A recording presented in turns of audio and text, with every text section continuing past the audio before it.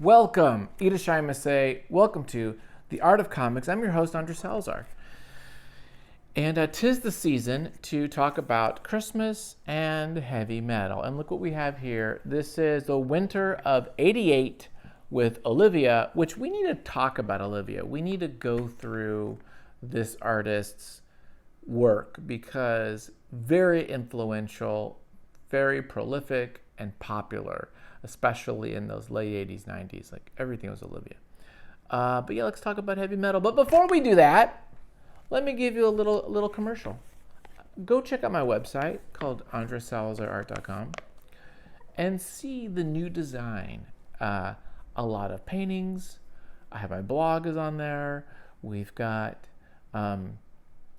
art, comics, sketches, illustration, digital comics. I'll mail you comics. I'll paint you a painting. All that stuff is on there. Go check it out. I think it's cool. If you really want to be even cooler, go to the Patreon. And you can be a member for $1. Just $1. Just do it for 1 month. I don't even want you to do more than one. Just do 1 month, $1. That's like less than €1, I think. And it's like 1,500 pesos. And check it out because I've got a lot of stuff going on creatively. And you might be interested. And it helps me, helps the channel, help me go. Because I'm not making money off this, so it would be nice to, do that. That all said, I know you guys love heavy metal, and I do too. I read this yesterday, and it's pretty freaking good. And there's some really good stuff in here. So why don't we spin the camera around and let's do it. Are you ready?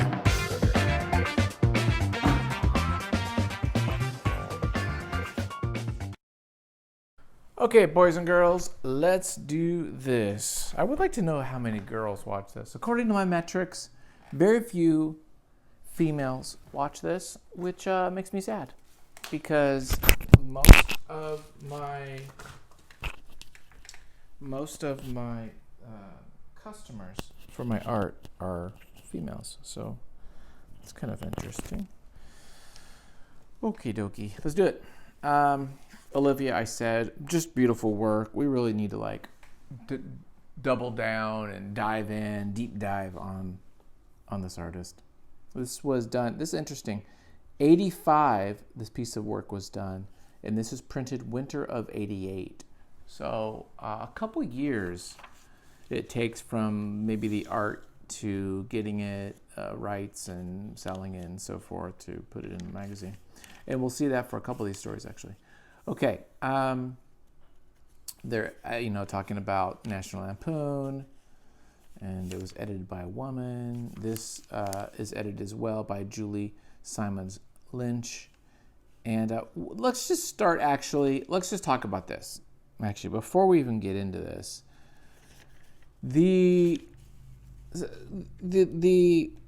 I guess, in video games they call it localization, but the translations of these works, because a lot of this work is from, Europe, here is just piss poor. It's just, not only do the comics work differently, European comics work differently, like the pacing and so forth, and the art seems to be much more important than the story or the writing. So you have that element. But it's just so damn convoluted, and just the story doesn't quite make sense. Here's a perfect example. This is Scarlet Mummy by Seiko Moro. I do not know who he is, what he is. Maybe Italian, don't know.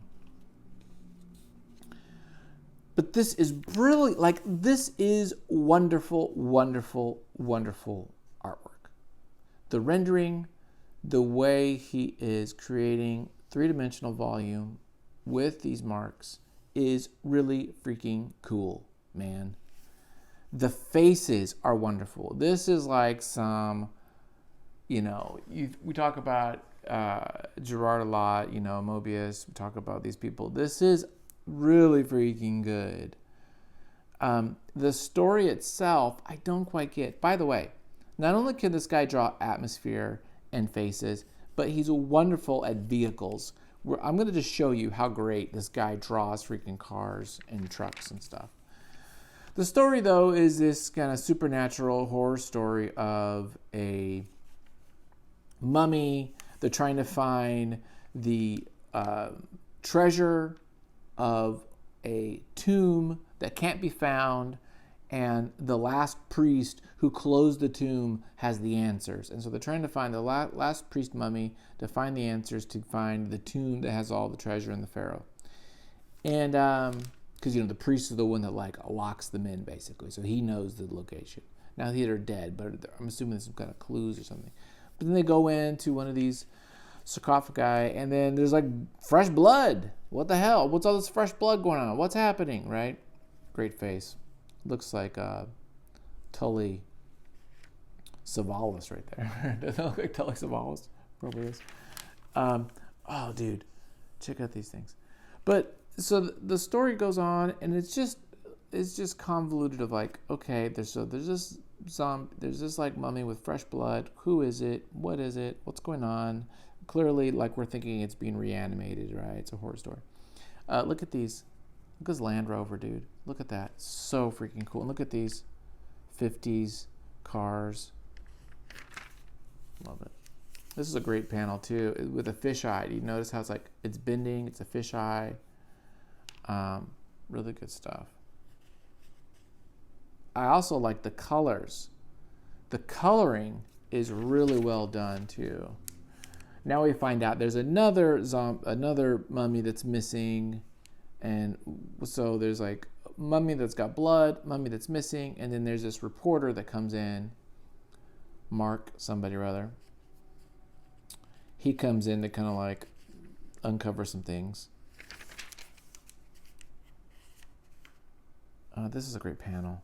Like what an interesting panel. I mean, they could have just put a guy on the the wagon buggy thing, but they added this. They added this boat and this little like sails and stuff. It's just so interesting and totally not needed, but really makes the panel work in such a dynamic way. Look at all these diagonals, beautiful diagonals, very interesting. And there's our focus, but there's all this really cool stuff around it. Just brilliant panel. But look at this, how beautifully rendered this truck, this little Land Rover is. So cool. She's like is she a reporter? She's not a reporter, she's something else. And she's gonna be a love interest here in a sec. But look at that. So cool. So cool. Then they go into the second pyramid. Valley of the Kings is where they go. And they uncover there's being spied upon. He's being spied on, so they got to go chase him down. They're not going to find him. And they kind of go have a date. And then, of course, heavy metal fashion, eurocomics fashion. We get some ass, we get some boobs. It's kind of classic. Look at this. Isn't this great? So cool, man. Love it. Love it, love it. That's a little phallic-y, but I guess it's not because that's a person and it's a leg. But he finds the guy who's tracking him down. There's some fisticuffs, a little chase scene, good action. This is all very nice. This was in '88. This was like decades ago, and it's so good. I need to look this artist up because he knows what's up. And then it turns out he takes him down. And then we've got, these are some kind of just total like not needed nudity, but it's fun. And she looks great. So just really well done. Again, the airbrushing, the watercolor painting, very good skin tones. I mean, don't worry about the shapes and the breath. Just like very well done coloring. And this is good positioning too. Good stuff. Okay, sex scene's over, and then we've got, he's gonna come back. He does this kind of prophetic little warning. They see somebody going, they're gonna go follow him, and they uncover more. And then they find out, oh, there's a blood transfusion with this other guy. What's going on? And it just gets really kind of convoluted, and I don't really understand it. And we find out these are the bad guys. They're trying to get the money. They're trying to get the treasure as well. I don't know why he says to undress, but he wants her to undress, which makes sense. Beautiful woman. Yeah, they don't need to make her naked to like do an IV, but that's fine. It's okay. It's, I mean, really well rendered. She's a well-rendered woman. That's cool. Anyway, love the colors. I think I mentioned that already. This is all great. I like this stuff. This is a great... This is when I was reading yesterday. I was like, oh, I really like the way they did that. Very neat. This here. These panels.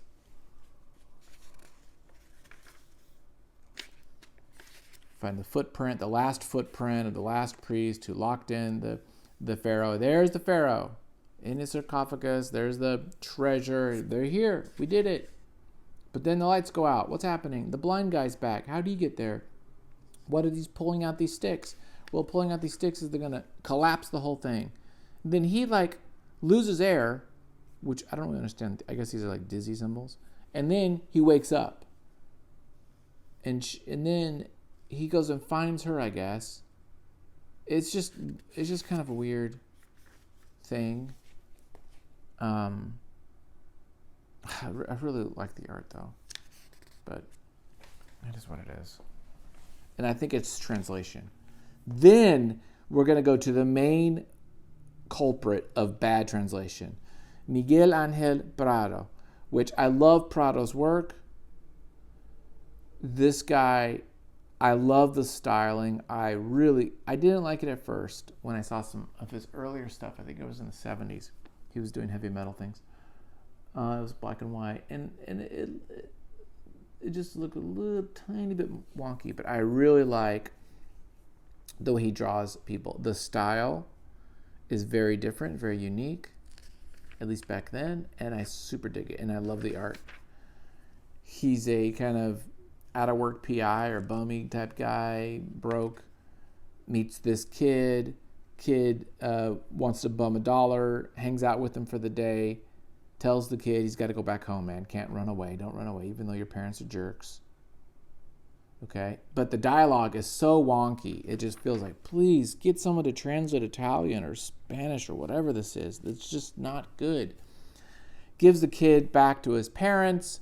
Then he hears all this beating and domestic abuse on the other side. He's like, what the hell? So he's like, hey, open the door. And then the father comes out. What do you want? Oh, you abused him. Now he's calling him a faggot and all this other stuff.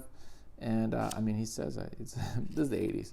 And he's like, run away, Dad. And then the kid's grabbing the father. And then the man just runs off. And that's it. And he's like, okay, well, that's it. Whatever happened to that, okay, then that's just a story. And then some other kid goes, hey, can I borrow $1? And it's just, I don't know. That one just could have been the story was bad, but the dialogue really made it worse. This one did not grab me. I think it was just the art style. Although the blacks are really well done. The duo shade is really well done, the tones. It is just not the type of style of art that like grabs me, but I can definitely appreciate this stuff. I could not do this like straight up. If you're like, hey, draw this, it would be a challenge. Straight up, it would be a challenge.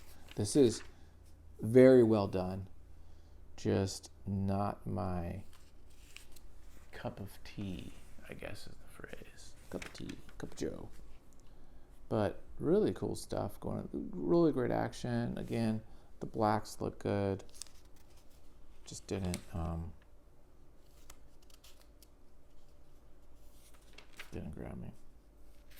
This is kind of cool, almost like a it's not linoleum cuts, but it does have that kind of etching look to it. It looks like it's done with white on black paper. And I do like the geometric shapes and things like that. So it's kind of cool. Little silent comics. Silent comics are fun too. This is interesting. This little like story. I'd be curious to get Mercenary. This is a really fun story. Fernando Rubio. I don't know Fernando Rubio, but just looking upon this, already I can see this guy is a master of watercolor and of rendering, and just really this foot and the way he watercolored that foot using 2 or 3 different colors, blending them in just like that, is really well done. That takes skill. I mean, I can do that. That's kind of the way I did Prime Missouri, but that's a skill. And all these colors here, really splotching it on and things like that, very well done. And the position, the body, that I could not do. This is just extremely good. Yeah. Story, post-apocalyptic, robots kind of controlling, or at least looking for him. He's on his own, scrounging, solo guy, last man on earth type thing, fighting for survival against, I don't know if it's robots, but at least some kind of robot controlled thing. He finds some trash, and I love this is a great panel here. This positioning, it looks really cool. I just like these, sci-fi stories. This is really nice.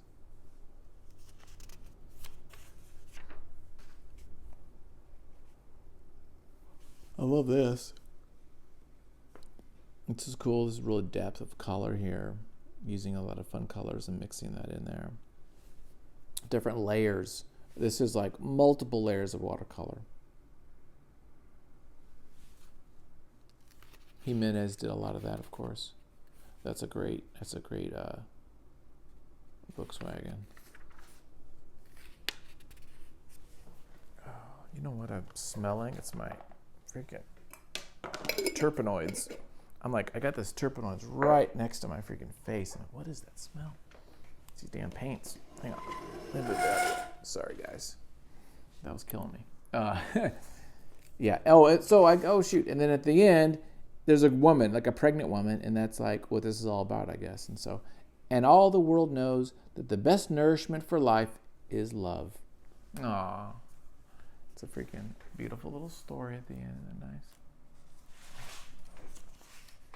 I dig it. Earth vs. Saturn. This was pretty good. My problem again with this is translation, and I wonder what the originals looked like, because there's some really cool visual stuff going on here, but I don't know if it's a printing issue. It feels like something's wrong. The printing, the colors, the lines, something's not quite right. I would be very surprised if the originals look like this.